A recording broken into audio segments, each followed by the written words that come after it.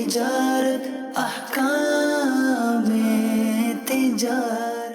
الحمدللہ رب العالمین والصلاة والسلام علی سید المرسلین، اما بعد فاعوذ باللہ من الشیطان الرجیم، بسم اللہ الرحمن الرحیم. الصلاة والسلام علیک یا رسول اللہ، الصلاة والسلام علیک یا حبیب اللہ، الصلاة والسلام علیک یا نبی اللہ وعلی آلک واصحابک یا نور اللہ. مدنی چینل کے ناظرین، الحمدللہ پروگرام احکام تجارت کے ساتھ حاضر ہیں. ہمارے ساتھ موجود ہیں مفتی علی اصغر عطاری مدنی مدظر اللہ العالی. نبی رحمت شفیع امت صلی اللہ تعالی علیہ وسلم کا فرمان ذی شان ہے، برود قیامت میرے نزدیک ترین وہ شخص ہوگا کہ جس نے دنیا میں مجھ پر کثرت کے ساتھ درود پاک پڑھا ہوگا. صلو علی الحبیب صلی اللہ تعالی علی محمد صلی اللہ تعالی علیہ وسلم. بڑھتے ہیں آپ کے سوالات کی طرف اور پہلی کال شامل سلسلہ کرتے ہیں، اس کے ساتھ ہی مفتی صاحب کی بارگاہ میں حاضر ہوں گے. جی مفتی صاحب کی بارگاہ میں سوال عرض تھا کہ ہم نے 6 مشینیں خریدنی ہیں جن کا یہ قیمت جو ہے تقریباً 10.5 لاکھ روپے بنتی ہے، اور ہمارے پاس پوری اماؤنٹ نہیں ہے. لہٰذا جس کی مشینیں وہ کہتا ہے کہ ہمیں 2 لاکھ روپے ایڈوانس دے کے آپ مشینیں لے جائے ٹھیکے کے طور پہ، اور اس کی ہمارے ساتھ قیمت مقرر کر لیں. آپ ہمیں ماہانہ جو ہے مشینوں کا ٹھیکہ یعنی کہ وہ 20,000 جو ہے وہ طے کر لیتا ہے. کہتے دیتے رہنا، ساتھ جو ہماری قیمت طے ہوگی مشینوں کی اس میں سے بھی ہمیں کچھ پیسے کٹواتے رہنا. جس دن آپ کے مشینوں کے پورے پیسے ہمیں موصول ہو جائیں گے اس دن مشینیں آپ کی ہو جائیں گی اور ہمارا ٹھیکہ ختم ہو جائے گا. تو بتائیے گا کہ ایسا سودا کرنا جائز ہے؟ جزاک اللہ خیر. جو طریقہ آپ نے بیان کیا ہے یہ طریقہ اختیار کرنا جائز نہیں ہے. اس کی وجہ یہ ہے کہ اگر آپ سودا کر لیتے ہیں کہ بھی جو مشین ہے یہ ہم نے خرید لی اور ہم پیسے آپ سے تھوڑے تھوڑے کر کے کٹوا رہے ہیں تو مشینیں آپ کی ہو جائیں گی. ادھار میں بھی تو چیزیں خریدی جاتی ہے نا. تو جب مشین آپ کی ہو گئی تو پھر آپ کرایہ کس بات کا دیں گے؟ جتنا کرایہ ایکسپیکٹ کر رہا ہے کہ جناب میں اتنا کرایہ لوں گا، مثال کے طور پر اس کو 12 لاکھ روپے ٹوٹل جو ہے نا بل بنانا ہے اور 10.5 کی مالیت ہے اور باقی جو ہے وہ 2-2.5 لاکھ روپے وہ نفع لینا چاہتا ہے مزید. تو یہ مشینیں وہ آپ کو 12.5 لاکھ روپے میں بیچتے ادھار میں، ایک مدت طے ہو جائے کہ بھئی اتنے عرصے میں آپ نے پیسے دینے ہیں. تو اس سے یہ ہوگا کہ جو کرائے کی مد میں اس کو نفع ملنا تھا، اب چیز کی اصل جو مالیت ہے اس سے اس کو نفع ملنا شروع ہو جائے گا اور ایک جائز راستہ بھی میسر آئے گا. جی اگلی کال دیجیے. میرا مفتی صاحب کی بارگاہ میں یہ سوال ہے کہ کیا یہ جو آج کل موبائل پر گیمز وغیرہ کھیلی جاتی ہیں تو اس پر کوئنز وغیرہ ملتی ہیں اور ان کوئنز کو آگے دینے سے بیچنے سے پیسے ملتے ہیں، تو کیا ایسی گیم کھیل کر جو کوئنز ملتی ہیں ان کو آگے بیچنا اور پیسے لینا جائز ہے؟ اس حوالے سے تھوڑا رہنمائی فرما دیں، جزاک اللہ خیرہ. دیکھیے پہلے تو یہ پتہ چلے کہ کوئنس لینے کے لیے آپ کو کیا دینا پڑتا ہے. تو پھر ہو سکتا ہے کہ اگر آپ کو کچھ دینا پڑتا ہے تو پھر تو یہ جوا ہو جائے گا کہ یا تو آپ کے پیسے گئے یا آپ کو پیسے ملے، تو یہ جوئے کی صورت ہوگی. بالفرض آپ کو کچھ نہیں دینا پڑتا. جب بھی یہ کوئنس جو ہیں وہ کس طرح کیش کروائیں گے، آپ کہاں بکیں گے، کیا کیش ہوں گے، اس کی تو کوئی تفصیلات آپ نے بتائی نہیں ہے. لیکن ایک بات طے ہے کہ اس طرح جو گیم کھیلے جاتے ہیں اس میں جو انہماک ہوتا ہے بندے کا وہ لہو لعب تک پہنچ جاتا ہے. گیم کھیلنے والے کو نہ ماں باپ کی فکر ہے، نہ پڑھائی کی فکر ہے، نہ فرائض کی فکر ہے، نہ واجبات کی فکر ہے، نہ نمازوں کی فکر ہے، اور ایک ذہنی طور پر بندہ کیپچر ہو جاتا ہے. اس درجے پر جا کر جو نا گیم کا شوق رکھنا یہ بلا شبہ لہو لعب کی صورت ہے. تو ایسے گیموں سے اجتناب ضروری ہے. مسلم یہ ارشاد فرمایا، ایک سوال آیا تھا ہمارے پاس کہ آج کل جو ہے وہ ڈرائیور رکھنے کے بجائے اس کے ساتھ اس طریقے سے ٹھیکہ کر لیا جاتا ہے کہ جی گاڑی آپ کی ہوگی اور یہ آپ کو ہم دیں گے کہ پر کلومیٹر کے حساب سے آپ کو کتنے پیسے دیں گے. اب جو پر کلومیٹر نکالتے ہیں وہ گوگل میپ وغیرہ سے نکال لیتے ہیں یا جو ایک اندازہ ہوتا ہے وہ نکال لیا جاتا ہے. اس میں یہ تو طے ہو گیا کہ جی یہ کلومیٹر کے حساب سے ہم آپ کو دیں گے، لیکن جو پیٹرول خرچ ہو رہا ہے یا فیول جو استعمال ہو رہا ہے وہ کمی بیشی کے ساتھ استعمال ہوتا ہے. اچھا بعض جگہ پہ رقم دی جاتی ہے اور بعض جگہ پہ یوں بھی ہوتا ہے. 2 سوال ہیں یہ. ایک تو یہی ہے جو میں نے عرض کیا. دوسری صورت یہ ہوتی ہے کہ ڈرائیور رکھا، گاڑی بھی اسی کی ہے اور اس سے طے کر لیا کہ جی ہم اتنی پیمنٹ آپ کو منتھلی دیں گے. اب وہ سیلری کاؤنٹ کر لیں یا جو بھی کر لیں، اتنی ہم آپ کو پیمنٹ دیں گے. پلس جو بھی آپ کا فیول جلے گا. اچھا وہ فیول جو استعمال ہونے کی کنڈیشن لگائی جاتی ہے وہ کلومیٹر کے حساب سے لگائی جاتی ہے. ایک اندازہ لگا لیا جاتا ہے کہ جی پر کلومیٹر اتنا فیول ہے. تو اب وہ فیول کے جو بھی چارجز بنتے ہیں کرنٹ ریٹ کے حساب سے وہ پے کر دیے جاتے ہیں. تو دونوں صورتوں کا حکم کیا ہوگا؟ دیکھیے ہمارے ہاں جب آپ ایک گاڑی ہائر کرتے ہیں اور وہ گاڑی دوسرے کی ہوتی ہے تو بہت سارے لوگ جو ہیں وہ اپنی گاڑیاں چلا رہے ہوتے ہیں، تو وہ یہ کہتے ہیں کہ جناب ہماری تو اپنی گاڑی ہے اور آپ دیگر لوگوں سے لیں گے، اس سے سستی ہم آپ کو دیں گے، اور وہ واقعتاً بھی سستی ہوتی ہیں. یعنی میں نے دیکھا ہے کراچی میں جی چھوٹی گاڑی جو ہے وہ 1500 سے 2000 روپیہ یومیہ جی بڑی آرام سے کرائے پہ مل جاتی ہے صحیح. بغیر پیٹرول کے. اور اگر آپ ٹیکسی کرنے جائیں اور ٹیکسی لے کر آپ جو ہے وہ پورے دن گھومیں تو 5-10 ہزار روپے بنا دے گا بل. جی تو ایک طرح سے سستا پیکیج ہوتا ہے. اب اس میں اصل جو سوال آپ کا ہے وہ پیٹرول کے متعلق ہے. جی تو لامحالہ پیٹرول جو ہے وہ اس کے علاوہ بھی گاڑیاں سٹی ٹو سٹی چلتی ہیں، بعض اوقات اس کے وہ بھی بکنگ کرواتے ہیں لوگ، تو اس کا بھی ایک ریٹ ہوتا ہے کہ بھئی اتنا ہمارا ریٹ ہے، پیٹرول آپ کا ہے. اب ایک طریقہ تو بڑا مشہور ہوتا ہے کہ جب وہ آتے ہیں تو بتا دیتے ہیں کہ جی ٹنکی یہاں تک ہے، آپ جاتے ہوئے اسی کانٹے تک بھروا کے دیں گے. ایک تو یہ طریقہ ہوتا ہے. دوسرا جو یہ طریقہ ہے کہ جناب آج کل تو بڑا اویئرنیس کا دور ہے اور پتہ ہوتا ہے کہ جناب فلاں گاڑی کا یہ ایوریج ہے، فلاں کا یہ ایوریج ہے، تو کسی ایک ایوریج پر بھی اگر وہ اتفاق کرتے ہیں کہ جی اتنے کلومیٹر پر یہ ایوریج ہے اور اس کو وہ طے کر لیتے ہیں تب بھی کوئی حرج نہیں ہے، اور کوئی جہالت یا کوئی کسی قسم کا غرض جو ہے یہاں پر وہ واقع نہیں ہو رہا. یہ دونوں ہی طریقہ کار پیٹرول کے حوالے سے طے کیے جا سکتے ہیں. ٹھیک. مفتی بلال انصاری ہیں ہمارے پاس، انہوں نے ایک سوال کیا ہے اور میں اس کو تھوڑا سا وسیع کر کے عرض کرتا ہوں آپ کو کہ موبائل ریچارج ہو یا دیگر طریقوں سے جو پیمنٹ پہنچانے کے ذرائع ہوتے ہیں ہمارے لیگل ذرائع جو ہے اس سے بعض اوقات ایسی جگہ پہ پیمنٹ کروائی جا رہی ہوتی ہے، ایسی پروڈکٹ خرید رہے ہیں جو کہ جائز نہیں ہے، تو اس کا ریچارج کرنے کا حکم کیا ہوگا؟ دیکھیے اگر تو اس کو پیمنٹ بھیجنی ہے جی کہ بھئی فلاں جگہ بھیج دو، جی اور وہ پیمنٹ بھیجنی ہے مثال کے طور پر شراب کی خریداری پر، ٹھیک ہے، تو یہ بھیجنے والا تو معاون و مددگار بنے گا، اس کو تو اس میں ہاتھ نہیں ڈالنا چاہیے، پتہ ہونا چاہیے کہ پیمنٹ کہاں بھیج رہا ہے، ٹھیک ہے. ضروری ہے. اور اگر یوں پتہ نہیں ہے اسے، جیسے آئی ڈی کارڈ نمبر دیا، موبائل نمبر دیا، بھئی یہاں پہ 500 یہاں پہ 1000-2000 بھیج دو، اس نے بھیج دیا اور وہ تھا گناہ کا کام، تو کیا یہ مکلف ہے اس بات کی دیکھیے پتہ نہیں تھا تب تو تفتیش تو ضروری نہیں ہے. ٹھیک. روزمرہ رات میں جو نا لوگ پیسے جمع کروانے آتے ہیں، پتہ چل گیا جب، تو اب ایسا کام نہیں کر سکتا. ٹھیک. کال دیجیے. جی میں نے ایک مکان دیا ہے کرائے پر، وہاں جو بیٹھے ہیں نا آدمی وصول کا کام کرتے ہیں، 50,000 دیتے ہیں قسطوں میں، 5 ہزار کر کے ایک سال میں 12,000 روپیہ لیتے ہیں. ہمارا کرایہ جائز ہے، ہم جو سے کرایہ لیتے ہیں تو ناجائز ہم کرایہ لیتے ہیں اسے. ٹھیک. سمجھ نہیں آ رہا سر. مکان کرائے پہ دیا ہے، جو رہتے ہیں وہ سود کا لین دین کرتے ہیں باقاعدہ، تو ان کو کرائے پہ دینا اور ان سے کرایہ وصول کرنا. مکان اگر انہوں نے جائز طریقے سے مکان دیا ہے، وہ جو آج کل رہن کا نظام چل رہا ہے اس طریقے سے نہیں دیا، اب رہنے والا کوئی غلط بزنس کرتا ہے جو اس گھر میں ہو یا نہ ہو ایک الگ بات ہے، تو مکان تو کرائے پہ دے سکتے ہیں.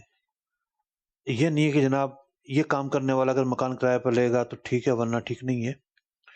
مکان کا اپنا ایک استعمال ہے، وہ استعمال ہے رہائش. رہائش ایک جائز مقصد ہے، اس کے لیے مکان کرائے پہ دیا جا سکتا ہے. ٹھیک. اگلی کال دیجیے.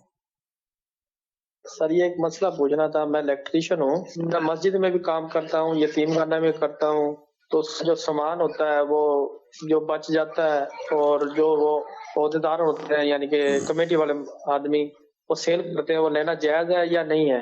جو اس کا بچا سامان رکھنا جائز ہے یا نہیں ہے؟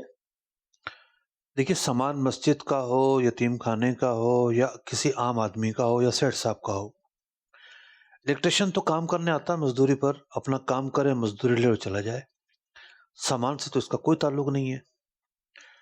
اور مسجد، مدرسہ، یتیم خانہ، اس کا حکم تو دیگر لوگوں کا جو مال ہے اس سے بھی زیادہ سخت ہے، یہاں اور زیادہ احتیاط کرنی ہے. تو ایک بندہ مزدوری پر آیا، اس نے کام کیا، چلا جائے اپنا، باقی سامان جانے اور وہ انتظامیہ جانے، اور وہ انتظامیہ بھی بہت سارے آئٹم ایسے ہوتے ہیں جیسے بٹن لگایا مثال کے طور پر، زیادہ لے آئے تھے 2 بچ کے، تو دکاندار کو جا کر واپس کرا جائیں. تار بچ گئی ہے تو تار بھی واپس ہو سکتی ہے. بہت ساری چیزیں، کیلیں ہیں وہ بھی واپس ہو سکتی ہیں. اچھا کچھ ایسی چیزیں ہوتی ہیں کہ چلو بھائی بعد میں کام آ جائیں گی، تو بعض اوقات بٹن بھی اگر 1-2 ہوں تو خراب ہو جاتے ہیں تو کام آ جاتے ہیں. تو کاریگر کو دینے کی کیا تک ہے؟ کاریگر کو دینے کے بجائے اگر واپس کرنا ہے تو دکاندار کو دیں، یا پھر آپ استعمال میں آنے والی ہے تو اس کو رکھیں. تو کاریگر نظر نہیں رکھ سکتا اس طریقے سے کہ جناب یہ چیز مجھے ہی ملے گی، یہ ٹھیک نہیں ہے. مسلم یہاں پہ یہ بھی ارشاد فرمائے گا، یہ تو آپ نے اس سوال کے جواب میں جو جواب ارشاد فرمایا آپ نے، لیکن بعض اوقات آنکھوں دیکھی بات عرض کر رہا ہوں آپ سے، بعض اوقات مساجد میں یہ ہوتا ہے کوئی اسٹور رومز بن جاتے ہیں، چھتیں ہوتی ہیں یا بالکونیز ہوتی ہیں، تو وہاں پہ ہم دیکھتے ہیں جو چیز پرانی ہے، جو چیز ناقابل استعمال ہو گئی یا وقتی طور پہ استعمال میں نہیں آ رہی، وہ وہاں پہ جو ہے نا وہ جمع ہوتی رہتی ہیں.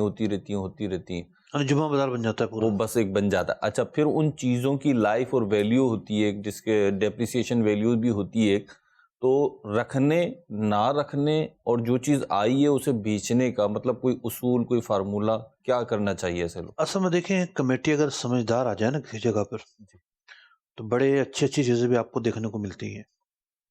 یعنی جیسے سردی آئیں گی پنکھوں پہ کپڑا چڑھا ہوا ملے گا، جی جو اسٹینڈ فین ہیں وہ الگ ایک جگہ پہ رکھے ہوئے ملیں گے، ان پر بھی کپڑا چڑھا ہوا ملے گا.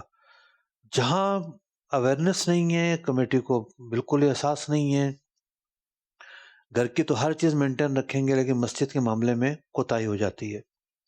تو کوتاہی بالکل بھی نہیں ہونی چاہیے. مسجد ایک چھوٹی مسجد میں کم کام ہوتے ہیں تو بڑی مسجد میں زیادہ کام ہوتے ہیں.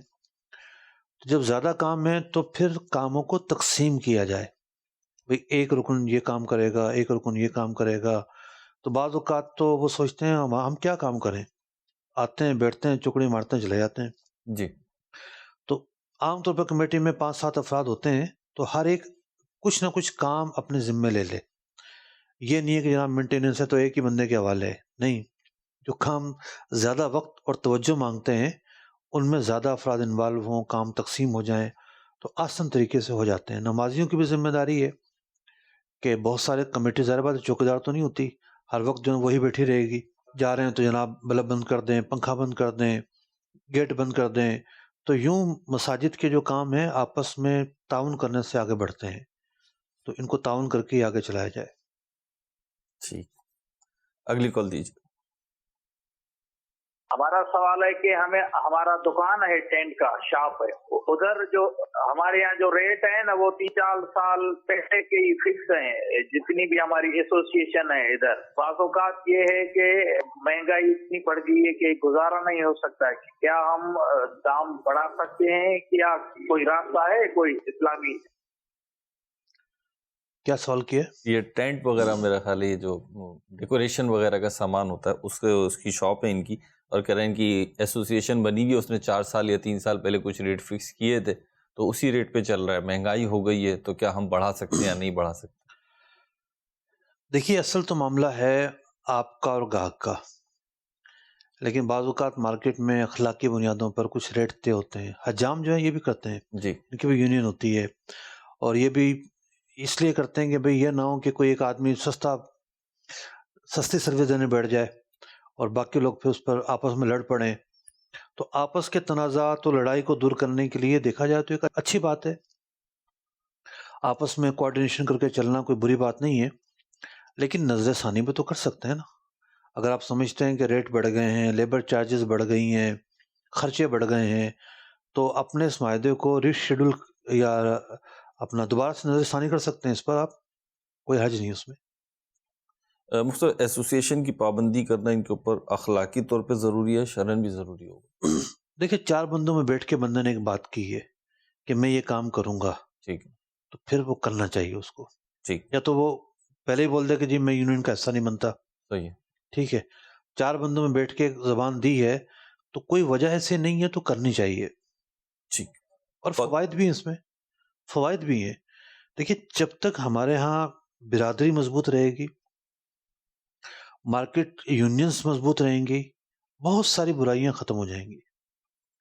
مارکیٹ میں آ کے جو ہے نا ایک بندہ بیٹھتا ہے اور چیٹنگ کرتا ہے، جی تو یونین کا کام ہے اس کو سمجھانا کہ تم اس طریقے سے نہ کرو، ٹھیک ہے؟ یا کسی ایک دکاندار کے ساتھ غلط ہو جاتا ہے تو یونین آ جاتی ہے کہ بھئی ہمارے دکاندار کے ساتھ کیوں ایسا ہوا ہے. تو آپس میں جائز مقاصد کے لیے یونین بنا کر رکھنا اور اس طرح نظام لے کر چلنا یہ اچھی بات ہوتی ہے، تو بری بات نہیں ہوتی. برادری سسٹم جب تک مضبوط ہے، اب تو کہاں مضبوط ہے، لیکن اس میں بکھرتا چلا جا رہا ہے. جو ہمارے معاشرے میں طلاق کے ریشو بڑھتا چلا جا رہا ہے نا، جی بہت بڑی وجہ یہ ہے کہ برادری بائی پاس ہو رہی ہے. جی آپ چلے جائیں 20-30 سال پیچھے، ہر بات جو ہے نا خاندانی بات برادری کے بڑوں میں بیٹھ کر ڈسکس ہوتی تھی، بڑوں کی رائے شامل ہوتی تھی، تھوڑی سی بات ہو جاتی تھی تو بڑے مصالحت کے لیے آ جاتے تھے. اب بندہ سوچتا ہے میں کسی کے پاس کیوں جاؤں. اب منہ اٹھا کر جب دونوں پارٹیاں آپس میں آمنے سامنے ہو جاتی ہیں، بیچ میں کوئی انوالو ہی نہیں ہوتا، تو پھر نتیجہ کیا نکلتا ہے؟ کلیش نکلتا ہے. اس میں انوالو بھی کیسے ہو کوئی نا جو عزت دار آدمی ہے جس کا اپنا ایک منصب ہے، وہ کہتا ہے کہ ان لوگوں کے بیچ میں مصالحت کرنے بیٹھوں گا تو مجھے لینا دینا تو کچھ ہے نہیں اور برائی ملنی ہے. دیکھیے یہ بھی پہلو ہے. کچھ کام اللہ کے لیے بھی ہوتے ہیں. یہ نہیں ہوتا کہ آپ کو کچھ لینا دینا ملے جب بھی آپ وقت دیں، جب بھی آپ کوشش کریں. ایک موضوع ہے، اس موضوع میں غلطیاں بھی بہت ہوتی ہیں، بہت سارے لوگ غلط فیصلے بھی کروا دیتے ہیں، ٹھیک بڑے بڑے غلط فیصلے کروا دیتے ہیں. لیکن موٹی موٹی جو باتیں ہیں سب کو پتا ہوتا ہے کہ یہ صحیح اور یہ غلط ہے. ان موٹی موٹی باتوں میں بھائی بھائی لڑ رہا ہے، ٹھیک ہے بھائی، آپ کے خاندان میں 4 بڑے بھی ہیں، ان کو بیچ میں ڈال لو.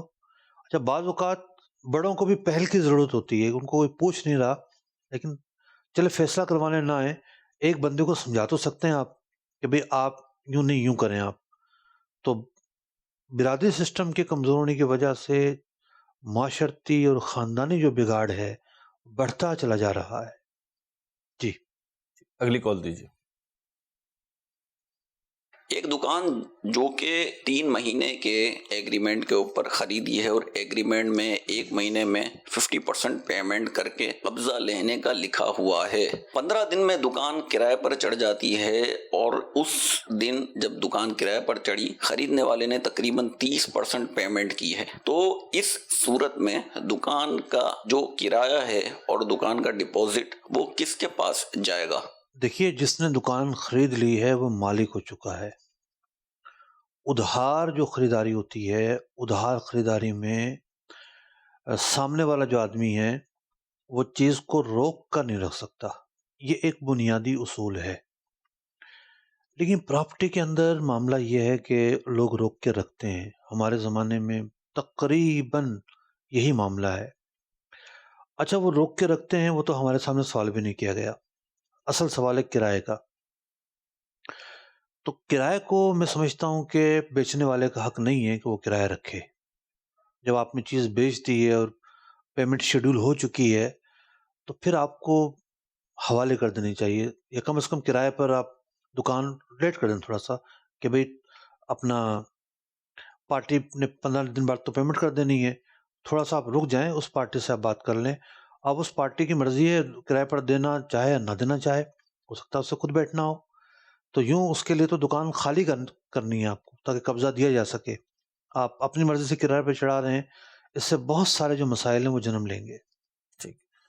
مقصد کسی خاتون نے پلاٹ دیا تھا مسجد کے لیے اور پلاٹ دے بھی چکی ہیں، قبضہ بھی ہو چکا ہے، ان کا انتقال بھی ہو چکا ہے، لیکن وہ پلاٹ جو ہے وہ ایک مسجد کے بہت قریب ہے. تو کیا اس پلاٹ کو بیچ کر دوسرے کو مسجد بنا سکتے ہیں یا اس پلاٹ پہ مدرسہ بنا سکتے ہیں یا نہیں؟ دیکھیے، وقف پراپرٹی جس مقصد کے لیے وقف ہوئی ہے اس میں کوئی تبدیلی نہیں ہو سکتی. وہ مقصد وہاں پر کرنا پڑے گا. میں نے یمن میں دیکھا ایک گلی میں کئی مسجدیں بنی ہوئی ہیں. اس کی وجہ کیا تھی؟ بڑا عشق و محبت کا نقطہ تھا اس کے پیچھے کہ وہ مساجد مطلب آبادیاں کم ہوتی تھی، کسی بزرگ نے آ کے بنائی 800 سال پہلے، 900 سال پہلے. ان لوگوں نے اس بات کو قبول نہیں کیا کہ ہم اس تعمیرات کو چھیڑیں. ٹھیک. آج تک وہ مٹی کی ہیں، لپائی ہوتی ہے، وہی لکڑی کی چھت ہے، اس کی ہلکی پھلکی مرمت کر لیتے ہیں. ایک اور بزرگ اس کے بعد آئے، انہوں نے جگہ تنگ تھی تو آگے جا کے مسجد بنا لی، اس کے بعد آگے جا کے مسجد بنا لی، قریب قریب مساجد موجود تھیں. جی تو جب مسجد کے اندر جگہ نہیں ہے ایک مسجد میں، تو یہ تو نہیں ہے کہ بھئی دوسری مسجد بنا کے یہ مسجد ویران کرنا چاہتے ہیں، ایسا تو معاملہ بھی نہیں ہے. ٹھیک. اگر ضرورت موجود ہے مسجد کی تو آج کل کوئی گلیاں یہ تھوڑی کہ چھوٹی چھوٹی گلیاں ہیں، بڑی بڑی گلیاں ہوتی ہیں. تو بعض اوقات قانونی رکاوٹ ہوتی ہے. دیکھیے قانونی رکاوٹ نہیں ہوتی، بعض اوقات کچھ اور ایشوز ہوتے ہیں. ٹھیک. ٹھیک ہے نا. تو لیکن جو پلاٹ وقف ہو چکا ہے اس کو اپنے حال پر باقی رکھنا ضروری ہے. ان صاحب نے مجھے بھی میسج کیا ہوا ہے ان باکس پر، فیس بک کے ان باکس پر. ان کو جو پرابلم ہے وہاں کے مقامی علماء سے مل کے حل کریں. ٹھیک. اگلی کال دیجیے. مفتی صاحب سے میرا سوال عرض ہے کہ پارٹنر ہونے کے لیے کیا شرائط ہے؟ جیسے اگر ایک کشتی ہے، اس کا ایک مالک ہے اور دوسرا پارٹنر بن رہا ہے، اس کی وجہ یہ ہے کہ وہ پارٹنر سمندر میں جا کے کاروبار کا پورا کام کاج سنبھالے گا، سمندر میں فشنگ میں جائے گا اور بقیہ سب کام کاج وہیں کرتا ہے، تو کیا اس صورت میں 50% کا حصے دار بننا جائز صورت ہوگی؟ رہنمائی فرمائیے. مالک بوٹ کا ہے اور اس کے اندر جو کیپٹن ہوتا ہے ٹنڈل، وہ 50% کا بھاگیدار بن سکتا ہے؟ برائے کرم جواب ارشاد فرمائیے. ہمارے بنگلہ بھاشی بھائی ہیں کراچی میں، ابراہیم حیدری پر بہت بڑی آبادی ہے ان کی، اور مچھر کالونی کی طرف بھی بہت بڑی آبادی ہے. جی. اور اتفاق سے میرے پاس 3 دارالفتہ ہیں، ان میں سے 2 دارالفتہ، ایک تو نور الفاں جہاں میں بیٹھتا ہوں اور ایک کرنگی. دونوں ہی جگہ پر بنگلہ زبان میں طلاق کے مسائل بہت آتے ہیں کیونکہ آبادیاں ہیں. تو پھر وہ یہ طلاق کا لفظ بولا اور وہ لفظ ہمیں سمجھ میں نہیں آتے. تو بعض اوقات تو بنگلہ دیش بھی علماء سے رابطہ کر کے پوچھتے ہیں کہ بھئی اس لفظ کا کیا معنی ہے، یہ لفظ سے کیا نتیجہ نکلے گا. اب انہوں نے جو مسئلہ پوچھا ہے وہ چھوٹا مسئلہ نہیں ہے، بہت بڑا مسئلہ ہے. تو یوں ٹی وی پہ بیٹھ کر میں یہ مسئلہ ان کو سمجھا نہیں سکتا. تو اگر تو یہ ابراہیم حیدری کی طرف رہتے ہیں تو رضا مسجد کرنگی 5 نمبر میں دارالفتہ اہل سنت واقع ہے، وہاں تشریف لے آئیں. اگر یہ مچھر کالونی کی طرف رہتے ہیں تو کھارا در پولیس چوکی پر جہاں آپ کے جال وال ملتے ہیں سارے، جو ہے نا اس آگے ایک گلی ہے باکڑا ہوٹل والی، اس کے قریب ہی ہے دارالفتہ اہل سنت جو ہے نا وہ واقع ہے، وہاں سے مسئلہ پوچھ لیں. اگلی کال دیجیے. مفتی صاحب کی بارگاہ میں میرے 2 سوال ہیں. ایک سوال یہ ہے کہ اگر کوئی شخص یہ کمپیوٹر وغیرہ کے پاس جاتے ہیں تو کچھ بخار یا کچھ اس طرح کا کچھ معاملہ ہوتا ہے، طبیعت خراب ہوتی ہے، تو وہ پہلے ڈرپ وغیرہ انجیکشن لگا دیتے ہیں نا، تو پھر وہ بعد میں قیمت وغیرہ طے ہوتی ہے. تو اس طرح کرنا جائز ہے کہ کیونکہ وہ انسان بیمار ہوتے ہیں تو وہ بچ جاتا ہے، تو پہلے وہ چیک کر کے جو ہے نا انجیکشن یا ڈرپ وغیرہ لگا دیتے ہیں، پھر بعد میں ان کو پیسے دینے ہوتے ہیں. اور دوسرا سوال میرا یہ ہے کہ زکوٰۃ جو ہے اس میں اگر حساب میں تاخیر کر دی جائے کہ کسی انسان کسی عذر کی وجہ سے کہ نہ کر سکے وقت کی کمی کی وجہ سے، تو اس تاخیر کی وجہ سے گناہگار ہوگا یا نہیں ہوگا؟ جزاک اللہ خیرا. دیکھیے زکوٰۃ کے نصاب کا دن پورا ہو گیا، نصاب کا دن آ گیا، اب تاخیر نہیں کر سکتے. تاخیر کریں گے تو گناہ گار ہوں گے. فوری ادائیگی ضروری ہے. اسی وجہ سے زکوٰۃ پہلے نکال دینی چاہیے، وہ تاریخ آنے نہ دی جائے. تاریخ آنے کے بعد آپ پوچھتے ہیں کیا کروں، کوئی مل نہیں رہا، تو بھئی پہلے سوچ لیں تھوڑا سا. اس سے اگر صورت یہ ہو کہ جیسے پچھلے سال 1 لاکھ روپے زکوٰۃ نکلی تھی، تو اس سال زکوٰۃ کا دن آنے تک 1.25 لاکھ 1,30,000 روپے دے چکا ہوں، لیکن ابھی پرٹیکولرلی حساب نہیں کیا ہے کہ بنتا کتنا، اندازہ یہ ہے کہ اس کے اندر بنے گا. دیکھیے بندے کو آئیڈیا تو ہوتا ہے نا جی جی کہ زکوٰۃ پچھلے سال سے زیادہ بنے گی جی تو میں اتنی پہلے ہی دے دوں. جی. تو اور اگر زیادہ بھی دے دیتا ہے تو بعض صورتوں میں آگے ایڈجسٹ ہو سکتی ہے. جی اگر یہ دے چکا ہے زکوٰۃ لیکن حساب فائنلائز نہیں کیا ہے تو بھی گناہ گار ہوگا. دے چکا ہے تو پھر کیوں گناہ گار ہوگا؟ ٹھیک. احتیاط کے پیش نظر زیادہ دے دے تھوڑی سی، ٹھیک، تو تاکہ تاخیر کرنے والا نہ کہلائے. اور حساب بھی کیا ضروری ہے کہ جو سال آ رہا ہے اسی دن حساب کرنا ہے اس کو. ٹھیک، کچھ چیزوں کا حساب ٹھیک ہے اس دن بھی کرنا پڑے گا، لیکن بندہ جب کلوزنگ کرنے بیٹھتا ہے تو جن کے بڑے کام ہیں تو ان کو تو ہفتوں لگ جاتے ہیں جی وہ تو کلوزنگ پہلے کرنے میں. جی بالکل ایسے ہی. پہلے سے جو ہے نا وہ چیزیں کی جائیں گی. اور رہی بات ڈرپ والی، تو دیکھیں یہ اچھی بات ہے آپ ڈاکٹر کے یہاں کبھی کبھی جاتے ہیں، ورنہ جو زیادہ جاتے ہیں ان کو آئیڈیا ہوتا ہے کہ ڈاکٹر کی فیس اتنی ہے اور ڈرپ اتنے کی لگاتا ہے اور یہ انجیکشن اتنے کا لگاتا ہے. اور بعض اوقات ڈاکٹر صرف دیکھتا ہے اور پرچی لکھ دیتا ہے، جی برابر میں اسٹور ہے وہاں سے لے آؤ. جی تب تو کوئی مسئلہ ہی نہیں آتا. لیکن یہ ہے کہ پوچھ لیا جائے ایسے مسئلے پر، ایسے موقع پر کہ بھئی یہ ڈرپ آپ لگا رہے ہیں اس کے کتنے پیسے لوگے، ٹھیک ہے. تو کمپیوٹر بتا دے گا بھی اتنے تو پیسے. دو چیزیں ہوتی ہیں اس میں، ایک تو ہوتا ہے کہ جو بھی وہ ڈریپ انجیکشن یا جو بھی چیزیں یوز کر رہے ہیں اس کی رقم ہوتی ہے. دوسرا اس کو جو سروس چارجز ہوتے ہیں، مثال کے طور پہ انجیکشن لگانا ہے تو اس کے یہ سروس چارجز ہیں، ڈرپ لگانی ہے تو یہ ہے، بینڈیج اس طرح کی ہے تو یہ ہے. تو ان کے سروس چارجز تو طے شدہ ہوتے ہیں. اچھے ہاسپٹلوں میں، بڑے ہاسپٹلوں میں جائیں تو وہاں طے شدہ ہوتے ہیں. اور باقی جو چیزیں ہوتی ہیں اس کے وہ مارکیٹ پرائس لگا رہے ہوتے ہیں. نہیں، آپ جن اچھے ہاسپٹلس کی بات کر رہے ہیں وہ پرچی دے دیتے ہیں کہ اسٹور سے لے آؤ. جی ٹھیک ہے یہ نا، ایسے ہی. تو قیمت پتہ چل جاتی ہے. جی جو چھوٹے سے ہاسپٹل ہوتے ہیں، بالکل ڈسپینسری ہوتی ہیں، انہوں نے ڈرپ بھی خود ہی رکھی ہوتی ہے. جی تو ان سے بندہ پوچھ لے کہ یہ ڈرپ آپ لگا رہے ہو اس کے کتنے پیسے لوگے، ٹھیک، تو معاملہ کلیئر ہو جائے گا. صحیح. اگلی کال دیجیے. سر میں نا ایک گروپ میں کام کر رہا تھا، 10-12 دکاندار سے میرے ساتھ. ان میں سے ایک آدمی کے ساتھ میرا جھگڑا ہو گیا، اس نے میرا کافی سارا نقصان کیا ہے. اب وہ مجھ سے معافی مانگ رہا ہے بار بار. تو میں اس کے لیے پوچھنا چاہتا ہوں کہ میں اس کو اگر معاف کرتا ہوں تو میرا اور بھی نقصان کرے گا. وہ یہی پوچھنا چاہتا ہوں کہ اس کو ڈائریکٹلی معاف کروں یا اپنے دل میں معاف کر دوں تو معافی ہو جائے گی. دیکھیں، واضح طور پر معاف کر دیں. اس کی وجہ یہ ہے کہ احادیث مبارکہ میں مذمت آئی ہے اس بات کی کہ ایک بندہ معافی مانگنے آئے اور سامنے والا معاف نہ کرے. یہ کیفیت نہیں ہونی چاہیے، اس سے دل سخت ہو جاتا ہے. انسان خطا کا پتلا ہے. یعنی انبیاء کرام علیہ السلام معصوم ہیں، اولیاء کرام محفوظ ہیں. اس کے علاوہ تو ہم روزانہ ہی غلطیاں کرتے ہیں. آج اس سے غلطی ہوئی ہے، کل ہم سے بھی ہو سکتی ہے.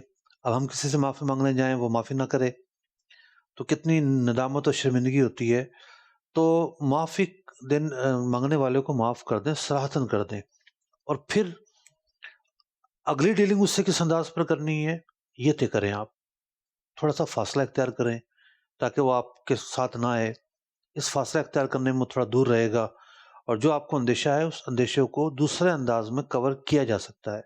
اسے ویسے یہ جو کہہ رہے ہیں، میں سائل کی بات کو تھوڑا سا لینا چاہوں گا. یہ جو کہہ رہے ہیں کہ بعض اوقات یوں ہوتا ہے کہ کسی شخص سے غلطی ہوئی ہے یا جان بوجھ کے بھی اس نے غلطی کی ہے، اور اب وہ خوف زدہ ہو گیا ہے یا یوں ہو گیا کہ یار یہ ہو تو گیا مجھ سے، اب دیکھو کیا ہوتا ہے، سامنے والے کا ریئیکشن کیا آتا ہے. اگر یہ کوئی ریئیکشن نہیں دیتا نا تو تھوڑا سا محفوظ ہو جاتا ہے جس کو نقصان پہنچا. اب وہ محفوظ ہو گیا کہ اگلا نقصان نہیں پہنچا. لیکن معاف کر دیتا ہے نا تو اس سے بعض اوقات جس کو معاف کیا جا رہا ہے نا وہ پھر غلطی کو دہرانے میں لگ جاتا ہے. تو اس سے تھوڑا فاصلہ کر لیا جائے گا. ہاں، اس کے ساتھ اگر آپ کو ڈیلنگ کرتے ہیں تو آپ ڈیلنگ کرنا چھوڑ دیں گے ٹھیک ہے، تو کیسے نقصان پہنچائے گا وہ؟ ٹھیک ہے. یعنی صورت ایسی بنا جائے کہ اسے پتہ چل جائے بہرحال معاف کرنے کا. اسی میں بہتری ہے. ٹھیک، اگلی کال دیجیے. قبلہ مفتی صاحب کی بارگاہ میں عرض ہے کہ یہ ارشاد فرمائیے کہ خون کی خرید و فروخت کرنا کیسا ہے؟ اگر کوئی بامر مجبوری خریدتا ہے تو اس کے بارے میں کیا حکم ہے؟ اور اگر کوئی شخص یہ کہتا ہے کہ میں ضرورت مند ہوں اس لیے بیچ رہا ہوں، تب کیا حکم ہوگا؟ اس کے بارے میں وضاحت فرما دیں. دیکھیے، خون مال نہیں ہے. مال نہ ہونے کی وجہ سے اس کی خرید و فروخت نہیں ہو سکتی. دوسری وجہ یہ ہے کہ خون ایک قدرت کا دیا ہوا عطیہ ہے اور انسان اپنے جسم کے اعضاء کو بیچ نہیں سکتا. کئی وجوہات سے خون کی جو خرید و فروخت ہے وہ حرام ہے. اب معاملہ یہ ہے کہ آپ کہہ رہے ہیں کہ جی مل نہیں رہا کہیں سے. اول تو آج کل بڑے شہروں میں سے کیفیت نہیں ہوتی.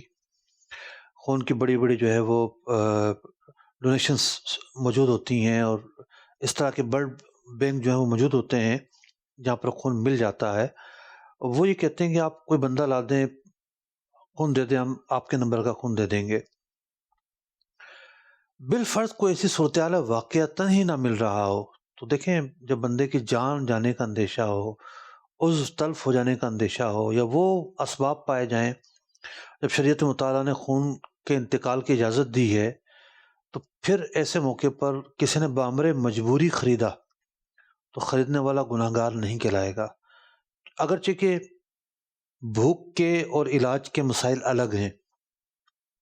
فقہی اعتبار سے جو بھوک ہے اس میں یقین کا عنصر پایا جاتا ہے کہ جناب بھوک جو ہے اس سے بندہ مر جاتا ہے، لیکن علاج کروانے کی ہر صورت ایسی نہیں ہوتی کہ علاج نہیں کروایا تو بندہ مر جائے گا، لیکن بہت ساری صورتیں ایسی ہوتی بھی ہیں جہاں ظن غالب کی حد تک پتہ ہوتا ہے۔ تو قرآن پاک نے تو یہاں تک اجازت دی ہے کہ اگر کوئی حالت اضطرار میں ہے تو مردار کھا کے بھی بقدر ضرورت وہ زندہ رہ سکتا ہے۔ تو یوں مجبوری کی بات ہو رہی ہے، مجبوری کے اندر اور معاملہ ہے، لیکن عام حالات میں ایسا کرنے کی قطعی طور پر اجازت نہیں ہے۔ اور جو بیچنے والا اور پیسے لینے والا ہے اس کو تو کوئی مجبوری نہیں ہے نا، تو اس کے لیے تو قطعاً وہ رقم لینا حلال ہی نہیں ہوگا۔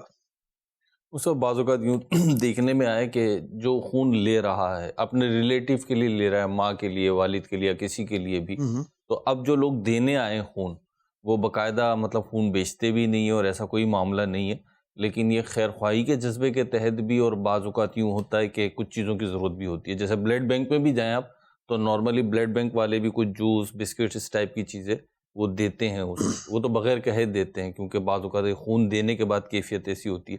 تو اگر یہ بھی کوئی اس طریقے کی خیر خواہی ان کی کرتا ہے کہ جی آپ نے خون دیا ہے، جوس پی لیں، یوں کر لیں، اچھا کوئی غریب بندہ ہے، دور سے آیا ہے، پتہ ہے دور سے آیا ہے، تو اس کو جاتے ہوئے کرائے کے پیسے دے دیے کہ رکشا میں چلے جانا، مطلب تو اس کی اجازت ہوگی یا نہیں؟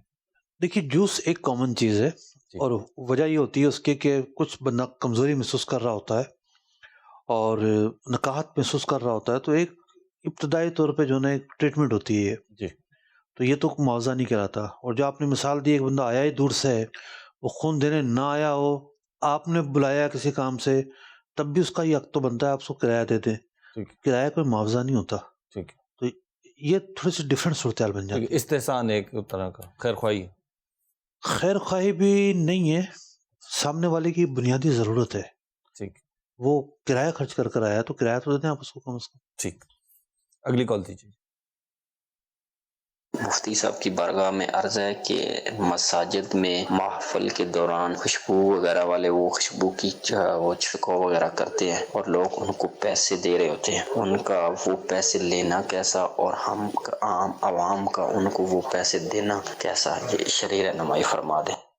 ہاں بعض جگہوں پہ رواج ہے ایسا، کراچی میں تو اکا دکا ہی ایسا دیکھنے کو ملتا ہے، بڑی محفل ہوتی تھی کہ زمانے میں جب ہم دیکھا کرتے تھے، تو خوشبو چھڑکنے والا اگر تو صدقے دل سے چھڑک رہا ہے خوشبو تو بڑا ثواب کا کام ہے جناب، ایک نیک اور پاکیزہ محفل کو معطر کر رہا ہے۔ اور اگر اس کا مقصد جو ہے وہ پیسے لینا ہے لوگوں سے تو یہ کام کرنا نہیں چاہیے۔ اب دیکھیں نا وہ بیچ تو رہا نہیں ہے جی، اچھا بالفرض کسی نے بھی پیسے نہیں دیے تو اس کی توقعات کیا ہوں گی؟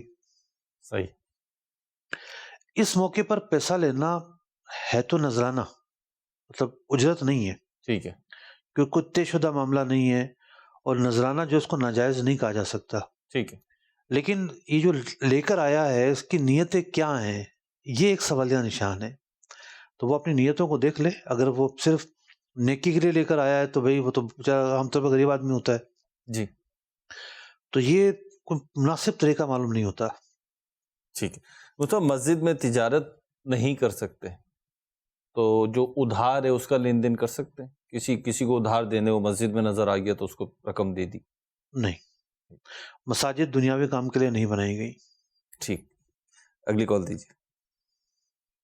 سر میرا یہ سوال ہے کہ سر ہم 5 بھائی ہیں، ایک بہن ہے، ہم 3 بھائیوں کو بے دخل کر دیا گھر سے، زبردستی مطلب غصے سے نکال دیا، اب 2 بھائی اس گھر میں رہ رہے ہیں، اب ہمیں نا 3 بھائیوں کو بہت زیادہ پریشانی ہو رہی ہے، حتیٰ کہ کھانے تک کو ہمارے پاس بہت مشکل ہو رہی ہے، تو سر اس کے معاملے میں مجھے چاہیے، میں پوچھ رہا تھا کیا کرنا چاہیے سر ہمارے کو؟ آپ نے بتایا نہیں کہ گھر کس کا ہے، آپ کے والد صاحب کا ہے یا بھائیوں کا ہے، اور اگر والد صاحب کا ہے وہ حیات ہیں، انتقال کر گئے، چلے میں مختلف صورتوں میں مسئلہ بتا دیتا ہوں۔ اگر تو یہ وراثت کا گھر ہے، والد صاحب کا تھا، ان کا انتقال ہو گیا، تو ظاہر بات ہے اس بطور ترکہ آپ کی والدہ حیات ہیں تو ان کو بھی ملے گا، بھائیوں کو ملے گا، بہنوں کو ملے گا. اگر والدہ حیات ہیں تو 5 اور 5 10 اور ایک بہن بتائی. جی، ایک بہن 5 بھائی. ٹھیک ہے نا، 11 88 سے ہوں گے اس کے. ٹھیک ہے. اور اگر والدہ نہیں ہے تو اپنا 11 حصے ہوں گے اس کے. ٹھیک ہے. تو وراثت کا اگر ہے تو اس تناظر میں عرض کر رہا ہوں، یعنی وراثت کا اگر ہے تو. اور اگر وراثت کا نہیں ہے، والد صاحب تو زندہ ہے، تو اولاد جب بڑی ہو جائے تو والد پر ڈیپینڈنٹ نہیں ہوتی. وہ بچہ بالغ ہوا، شریعت کہتی ہے باپ کی مرضی ہے اس کو کھلائے پلائے یا نہ کھلائے پلائے. ہاں، جو جوان بیٹی ہے، یعنی بیٹی شادی ہونے تک باپ پر ڈیپینڈنٹ ہوتی ہے، وہ اس کی عمر کتنی ہو جائے. لیکن جو بیٹا ہے بالغ ہو گیا، سمجھدار ہو گیا، اب وہ خود کھائے پیے. یہ بنیادی اصول ہے. تو باپ زندہ ہے اور انہوں نے بیٹوں کو الگ کر دیا کہ بھئی جاؤ تم کھاؤ کماؤ، تو باپ پر کوئی الزام نہیں ہے. اب آپ خود اپنے راستے تلاش کریں. تو اگر آپ کے سوال کا مقصد یہ ہے کہ آپ باپ سے گلہ کر رہے ہیں تو گلہ بنتا نہیں ہے. اور اگر سوال یہ ہے کہ وراثت کی جگہ ہے اور 2 بھائیوں نے قبضہ کر لیا ہے، باقیوں کو نہیں دے رہے، تو پھر یہ ایک بہت بڑا ظلم ہے. بھائی ایسا اختیار ہرگز نہیں رکھتے. اللہ معالیٰ اس گھر کو بیچا جائے گا، اور بیچ کے یا تو یہ ہے کہ وہ خود پیسے دے سکتے ہیں تو ان بھائیوں کو پیسے دے کر گھر خود رکھ لیں. ان کے پاس اتنے پیسے نہیں ہیں تو پھر جو خریدار ہے اس سے پیسے لیں، گھر اس خریدار کے حوالے کر دیں اور آپس میں پیسے بانٹ لیں، اور سب کے سب پھر کرائے پہ چلے جائیں. یہ کرنا پڑے گا. یہ جو انہوں نے صورتحال بیان کی، ان کی صورتحال پہ پرٹیکولر بات نہیں کر رہا، لیکن معاشرے میں بعض اوقات یہ صورتحال دیکھنے میں آتی ہے کہ وراثت کا نہیں ہے گھر کسی بھائی کا ہے، اس نے خود اپنی محنت سے بنایا ہے. البتہ بڑے ہونے کے ناطے یا کماؤ پوت ہونے کے ناطے وہ اپنی فیملی کو لے کر چل رہا تھا، جہاں تک اس سے ممکن ہوا لے کر چلا وہ. لیکن بعض اوقات ایسے مواقع پر جو چھوٹے بھائی ہوتے ہیں یا جو دوسرے بھائی ہوتے ہیں، انہیں بھی جو ہے نا وہ مطلب آرام کی لگ جاتی ہے. میں بڑا مہذب لفظ یوز کر رہا ہوں، آرام کی لگ جاتی ہے، اور وہ اسی کے ڈیپینڈنٹ ہو کر رہ جاتے ہیں ہر چیز میں. پھر وہ کہیں نہ کہیں کہانی کا اینڈ ہوتا ہے، وہ کہتا بھائی میری اپنی فیملی ہے، آپ لوگ جاؤ یہاں سے، اپنا کرو جو بھی کرنا ہے. اب یہاں پہ اختلافات شروع ہوتے ہیں، ایک دوسرے پہ مطلب کیچڑ بھی اچھالی جاتی ہے. ان دونوں طبقات کو آپ کیا کہیں؟ اصل میں پلاننگ نہیں کرتے ہم اپنی. بعض اوقات والد صاحب بھی بالکل پلاننگ نہیں کرتے. جی. جو بڑے بیٹے ہیں وہ آہستہ آہستہ آہستہ آہستہ کیپچر کر رہے ہوتے ہیں والد کی چیزیں، اور بالکل آنکھ لگا کر بیٹھ جاتے ہیں کہ یہ ہم نہیں لینی ہے. تو والد کو سوچنا چاہیے کہ وہ ایسے تدابیر کرے کہ ان کے بعد کوئی تنازع کھڑا نہ ہو. ٹھیک. اچھا، بچے ہیں تو بچوں میں دیکھیں ہر جگہ ایک سچویشن نہیں ہوتی. جی. بعض اوقات یہ ہوتا ہے کہ 2 بڑے ہیں باقی چھوٹے ہیں. جی. تو بہت سارے اچھے گھرانوں میں تو یہ ہوتا ہے کہ بڑے چھوٹوں کو لے کر آگے بڑھتے ہیں، پڑھائی مکمل کرواتے ہیں، پاؤں پہ کھڑا کرتے ہیں. تو پھر چھوٹوں کو بھی سوچنا چاہیے کہ اب ہماری جو لائف ہے وہ تھوڑا الگ ہے، ہم تھوڑا لیٹ آئے ہیں دنیا میں، ہماری اسٹرگل زیادہ ہے، ان کو تو جو نا وہ پہلے سے ایک لائن مل گئی. تو یوں ہر آدمی کی قسمت، اس کی لائف، اس کا پس منظر سب الگ الگ ہوتے ہیں. دوسروں کے مال سے جو امیر بننا چاہتا ہے نا، وہ ساری عمر فقیر رہتا ہے. خود کوشش کریں. آپ کے پاس کچھ نہیں ہے، لاکھوں لوگوں کی تاریخیں موجود ہیں، کچھ نہیں تھا ان کے پاس، محنت کی بہت کچھ ہو گیا. تو آگے بڑھنے کی کوشش کی جائے، آپس کے تنازعات کو دور کیا جائے. لوگ ساری عمر رونے میں لگے رہتے ہیں. جی. ہمارے بھائی نے یہ کر دیا، ہماری بہن نے یہ کر دیا، ہماری بھابھی نے یہ کر دیا، ہمارے فلاں نے یہ کر دیا. یار آپ چیپٹر بند کر دیں. یہ ٹھیک. آپ ڈیوائیڈڈ ہو گئے ہیں، صحیح، منتشر ہو گیا آپ کا ذہن. کام پر فوکس کریں، کام کریں، آگے بڑھیں، چھوڑ دیں سب کو. ہماری ناکامی کی ایک وجہ یہ بھی ہوتی ہے کہ ہماری کہانیاں ہی ختم نہیں ہوتی، لکیریں پیٹتے رہتے ہیں. ٹھیک، درست فرمایا آپ نے. اللہ تعالیٰ برکت عطا فرمائے. ہمارے پروگرام کا وقت بھی اختتام کو پہنچا. مدنی چینل کی نشریات جاری ہے، مدنی چینل دیکھتے رہیے. اللہ تعالیٰ میں علم دین حاصل کرنے، اس پہ عمل کرنے کی توفیق عطا فرمائے. صلو علی الحبیب صلی اللہ تعالی علی محمد صلی اللہ علیہ وسلم.